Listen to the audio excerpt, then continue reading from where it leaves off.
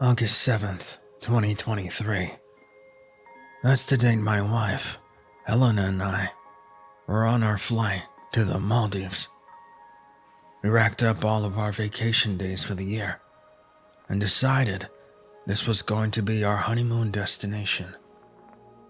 We've been married for almost 5 years, but didn't have the money to both pay for a nice wedding and a 5-star honeymoon. So, we went to Colorado instead and promised one another that later on down the road, after we saved enough money, we would go on our own official honeymoon. It was expensive as all hell, but to us it was worth it. We loved to travel and would take mini road trips exploring the US, but we've never flown overseas. This sparked the idea for us to be spontaneous and picked the Maldives for our honeymoon destination. Being that we picked the flight, reserved our Airbnb, and booked the activities we were wanting to do there a year before our actual travel date, it goes without saying that we were extremely excited for August 7th. It would be our biggest and most memorable trip to date. 30 days later, I can tell you that it was definitely something I would remember for the rest of my life. However long that is. Our plane never reached the Maldives.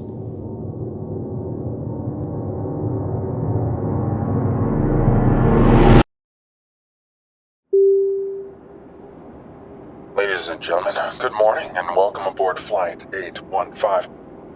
This is Captain Sean speaking, here to give you some information about the flight.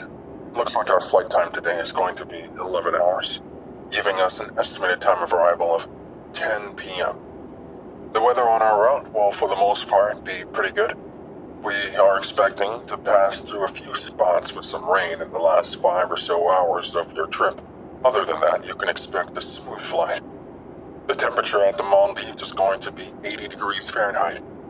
We wish you a pleasant flight, and we hope to see you again soon.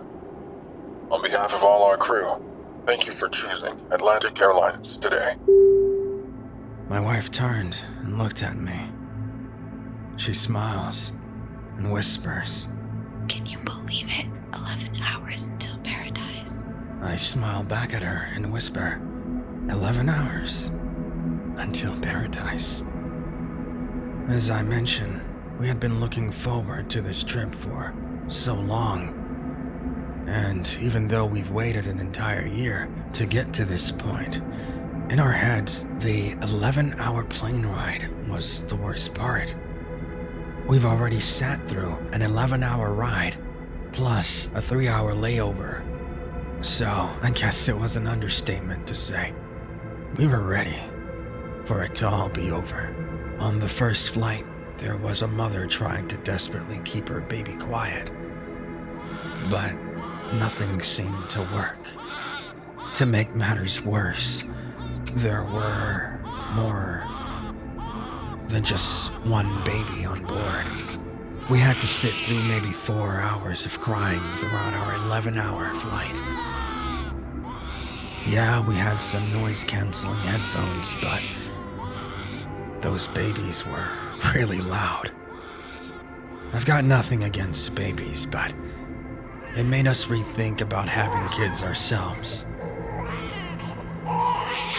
We joked about how lucky we were and laughed with one another. Though, little did I know, hours later,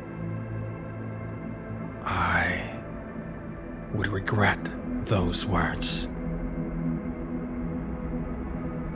Helena and I were exhausted and knocked out pretty quick on the flight. Usually, it's hard to fall asleep on a plane, but we managed to save up and purchase first-class tickets. They weren't cheap, but they were worth it. I could actually stretch my feet out and relax. Also, with no crying babies, we were able to sleep uninterrupted. That is until the plane crashed. Attention. At this time, we're being told to discontinue our approach due to a request from air traffic control. We will be taking a 3-hour detour due to weather concerns. We kindly ask all passengers to take their seats as we may be experiencing some turbulence shortly. I looked to my wife, who was still a bit groggy from her nap, only partially catching what the captain had communicated. It's nothing to worry about. Just looks like we're taking a detour to avoid some bad weather. It's a 3-hour detour and the captain says we may be headed into some turbulence. You look so worried. It's just a storm, baby. I'm sure they know what they're doing.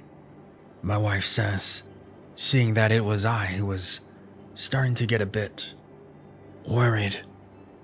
Yeah, I know. It's just the captain's voice. It sounded like he was, scared. He didn't sound scared to me. You barely heard the guy speak. But anyway, I'm sure you're right. I look out the window and see nothing but the blue Indian Ocean, as far as the eye can see. Thoughts start to creep into my head, but I quickly pull myself back together and smile at my wife. Yeah, I guess that just gives us more time for some beauty rest, huh? I say as I put on my noise-canceling headphones and my sleeping mask. In a matter of 20 minutes, all my worries were gone and I was sound asleep.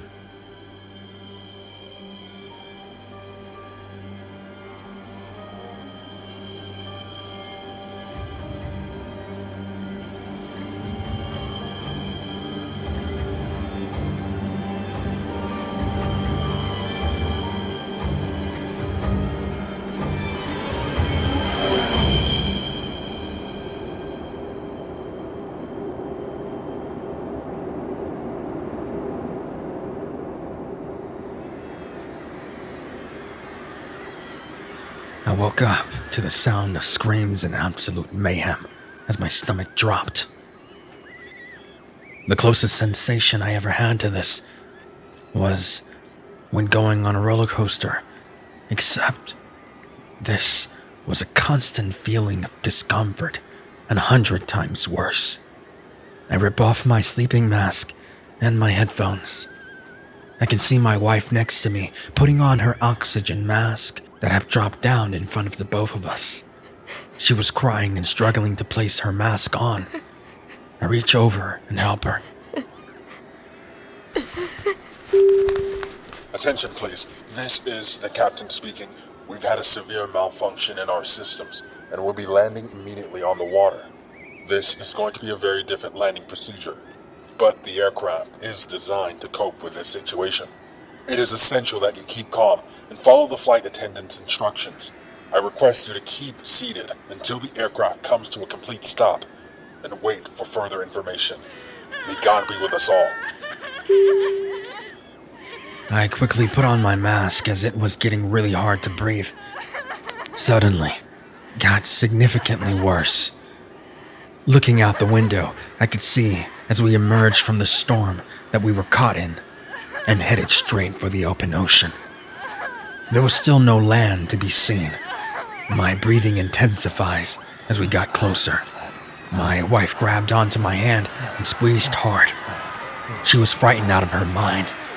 I placed my hand on hers and I told her that I loved her. Slowly, her grip loosened as she lost consciousness. I look out the window again, just in time to see the plane crash into the ocean.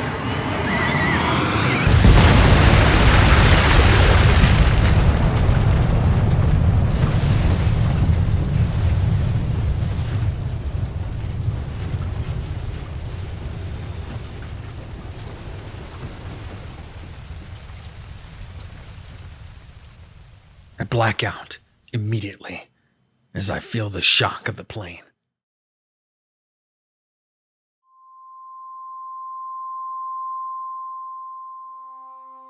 What must have been a mere 2 minutes later, I wake up when I feel water rushing past my chest. My first instinct is to help my wife. I look to my wife, and I don't see her sitting next to me. I didn't think it was possible, but my heart rate increases. The thumping feeling of my heart banging against my chest felt as though it would explode at any second. That's when I notice something that completely drains the blood from my face. It makes me go cold and motionless despite the water that was now almost to my neck. The water was a crimson red color. I look into the water at the seat in which my wife was sitting, and what I see makes me vomit.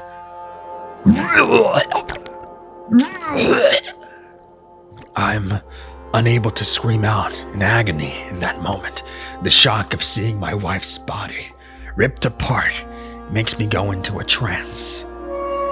In my head, I kept thinking this was a dream, that I had not yet awakened from my nap I was taking on the plane. I close my eyes and count to 5 in my head. 1, 2, 3, 4, 5. I told myself that when I opened my eyes, everything would be okay. Spoiler alert, nothing was okay.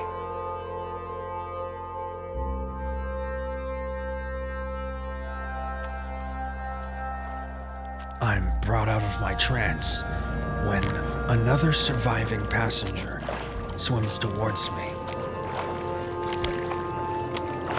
He's wearing a flight attendant's uniform and has a gash on his head. He must have hit his head pretty hard during the crash landing. Once the flight attendant makes it to me, he immediately unbuckles my seatbelt.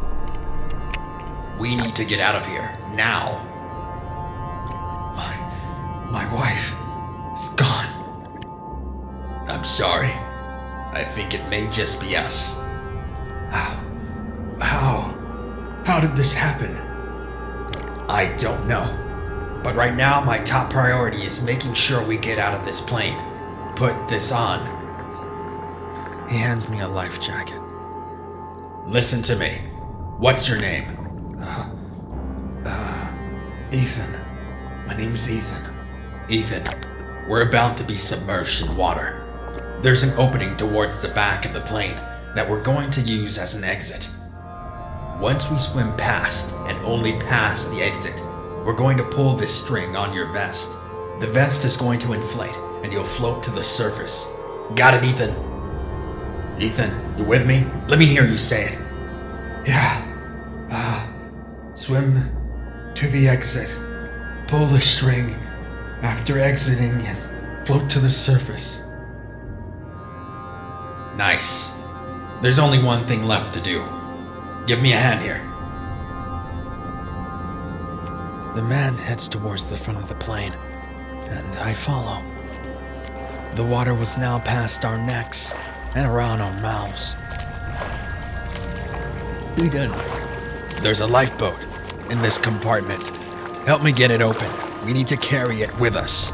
After we get it, start swimming towards the exit. The longer we're here, the further we'll sink into the ocean. We both tug on the compartment hatch, but it's busted and stuck. Right before the water fully submerges us, we take one long breath of air. With no more oxygen, we immediately start trying to pry the compartment open. I could feel the oxygen in my lungs quickly dissipating the more I exerted myself. Luckily, we were able to pull the compartment open. The man held it open as I yanked the emergency raft out. It resembled a large duffel bag and must have weighed about 20 to 30 pounds. I immediately made for the large exit of the plane where it had been clearly ripped apart from the crash. Already, my lungs were begging for me to take in more oxygen as we make our way towards the exit. With the plane sinking faster, we're forced to crawl our way towards the exit as the top of the plane drags us further into the dark abyss of the ocean. The light was slowly dissipating and everything was starting to lose color around us.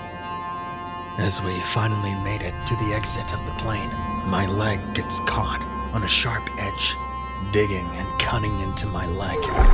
I scream out in pain, letting out the remaining oxygen within my lungs. The man grabs me and pulls the string attached to my life vest, and I instantly start floating to the surface. As my body floats to the surface, I begin convulsing as my lungs repeatedly beg for oxygen.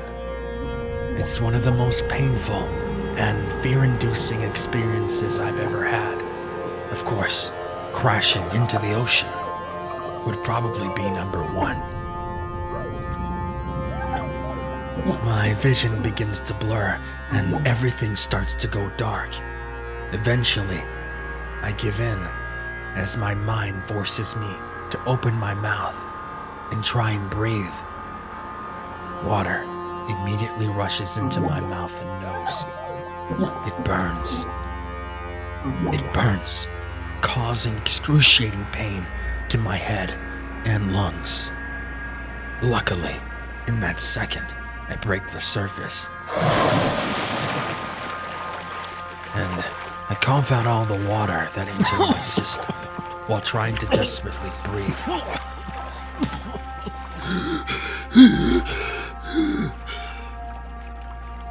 The emergency raft I had was still in the tight grasp of my hand. I lift it up and find the release string attached to it. Upon pulling the string, the duffel bag rips open, and within seconds the raft is filled with air. By the looks of it, it was a 6-person raft with a roof to help shield me from the sun's rays and the rain. I climbed into the raft and lay inside, trying to catch my breath. In that moment, a thought comes to my head. The flight attendant. I jump up and look out the raft. I yell out for him. "Hey! You out there? Anyone out there?" For a moment, all I hear is the ocean waves and wind converse with one another, splashing water onto the raft and violently blowing the raft. Then, cutting through all of it, was the voice of the flight attendant. "Here. I'm here." I look to my right and see the flight attendant slowly swimming towards the raft. I use my hand and start to paddle towards him. Once he reaches the raft, I pull him in and we both breathe heavily as we take a moment to catch our breath. A minute goes by. The minute stretched into another, and that minute stretches into yet another minute.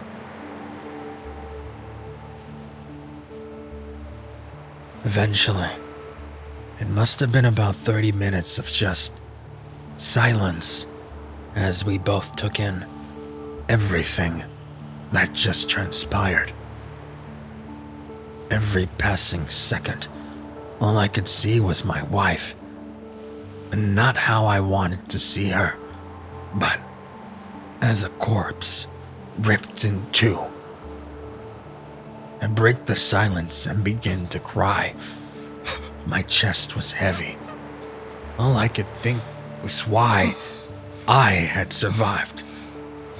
I wished with every fiber of my being that I had died alongside my wife.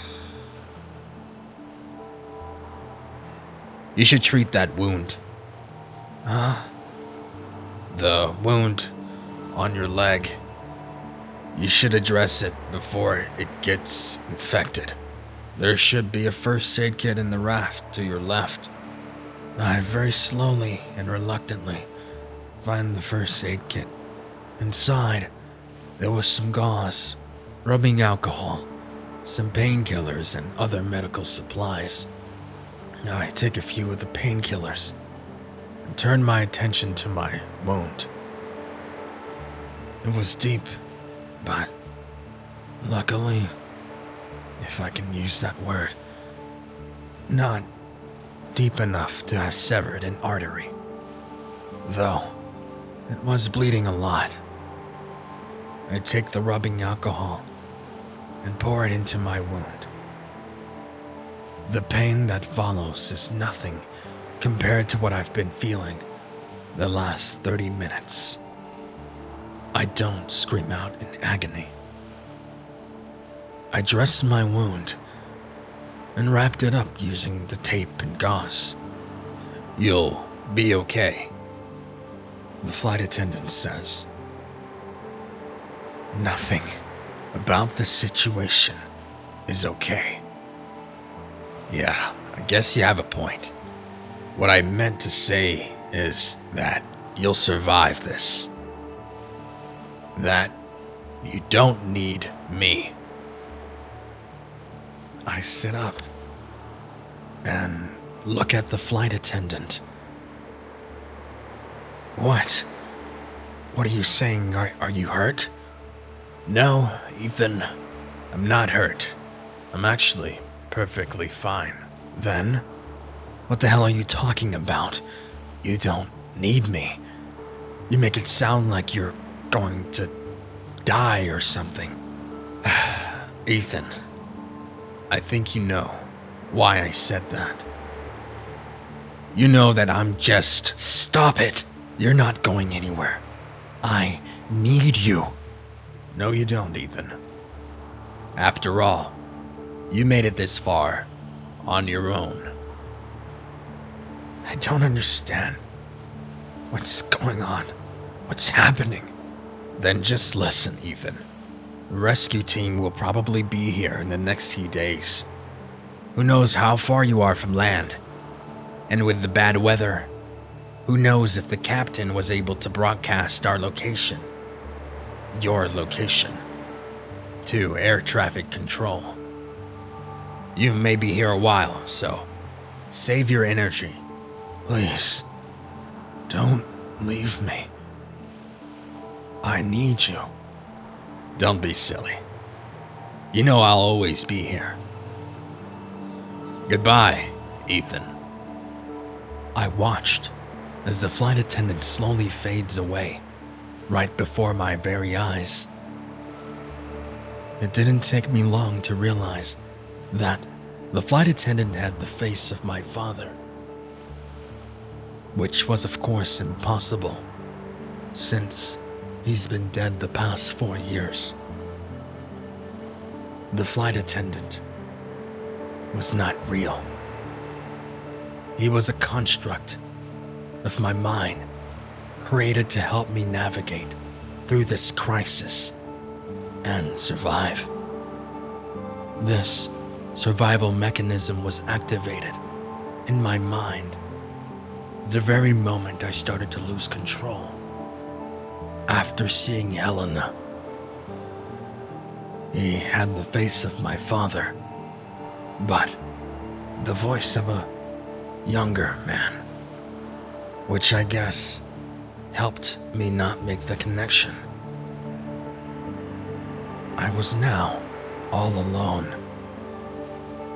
The sun was setting, and the ominous blanket of the dark slowly engulfed me.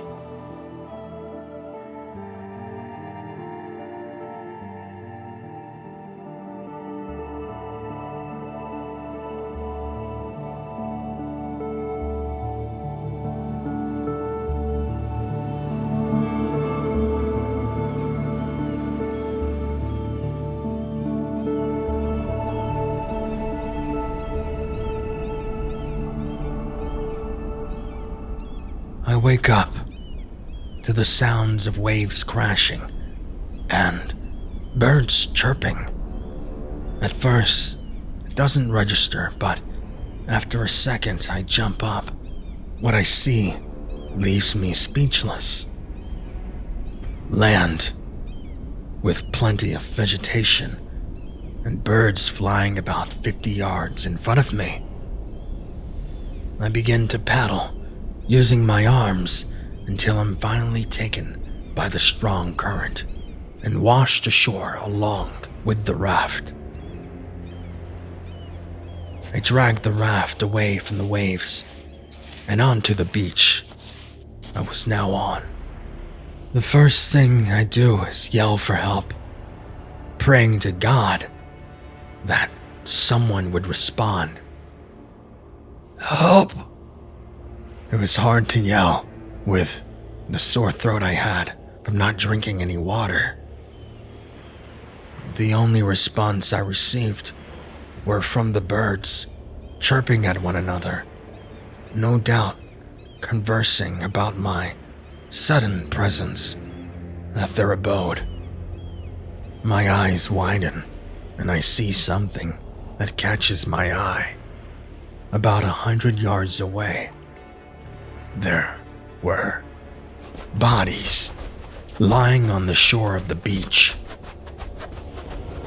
I ran as fast as my legs could allow me, repeating the word, please, please, please, in my head. As I got closer, I'm able to make out 5 bodies. Some were missing limbs, and others were fully intact, but motionless on the sand of the beach. I run up to each body and turn them around, placing my head to their chest, desperately searching for a heartbeat, feeling their wrist in search for a pulse. But again, I'm hit with yet another mile-high wave of disappointment which comes crashing down onto me with the force of a tsunami. Please, please don't let me be alone. Please, God, please, please, please. I beg and beg, wishing desperately to hear the sound of anyone, desperately seeking the companionship of another survivor.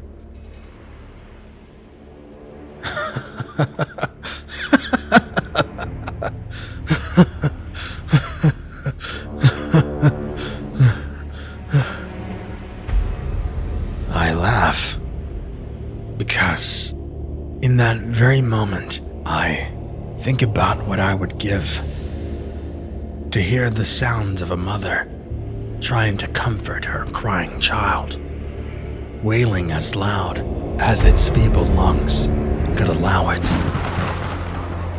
I look up at the sky as rain begins to pour, as though the clouds watching above were crying for me in my moment of desperation, feeling every ounce of agony in my voice. Please, don't leave me alone, I say once more.